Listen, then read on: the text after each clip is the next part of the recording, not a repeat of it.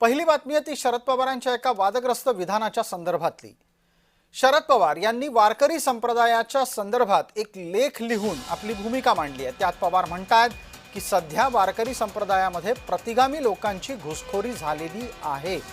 शरद पवारांनी हे भाष्य वारकरी संप्रदायावर केल्यानं वाद जन्माला आलेला आहे।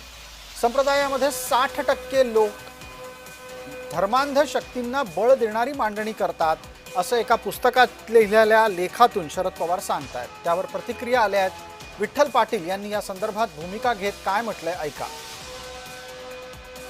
आज एकदम मला आश्चर्य वाटलं की दिल्ली येथे कोणत्या तरी संतांच्या संमेलनामध्ये तेही महिलांच्या शरद पवारांनी वारकरी संप्रदायावर भाष्य केलेलं आहे। खरं तर मी पहिल्यांदा शरद पवारांचं अभिनंदन करतो की त्यांनी कीर्तनावर भाष्य केलेलं आहे, कीर्तनकारांच्या यादीवर भाष्य केलेलं आहे आणि कीर्तनकार धर्मांध पुरोगामी वगैरे त्यांनी सांगितलेलं आहे। 60-40% प्रतवारी केलेली आहे। ती यादी तेवढी त्यांनी लवकर जाहीर करावी म्हणजे आम्हालाही कळेल की कुठल्या कीर्तनकारांना समाजात बोलवलं पाहिजे आणि कुठल्या नको।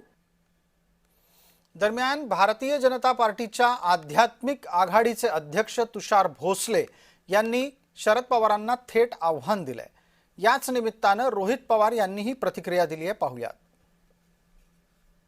वारकरी संप्रदायावर सुद्धा हल्ला करणारे आणि लाठीचार्ज करणारे हेच ते त्या ठिकाणी लोक आहेत जे आज पवार साहेबांवर त्या ठिकाणी टीका करत आहेत। त्यामुळे पवार साहेबांनी जे काय त्या ठिकाणी बोललेलं आहे ही खरी वस्तुस्थिती आज आहे।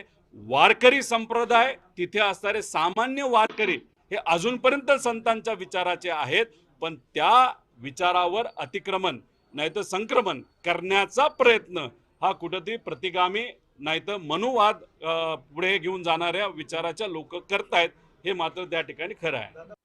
हिंदू धर्माचा आणि वारकरी संप्रदायाचा कायम द्वेष करणाऱ्या मौलाना शरद पवारांना आता वारकरी संप्रदाय धर्मांध वाटू लागलाय।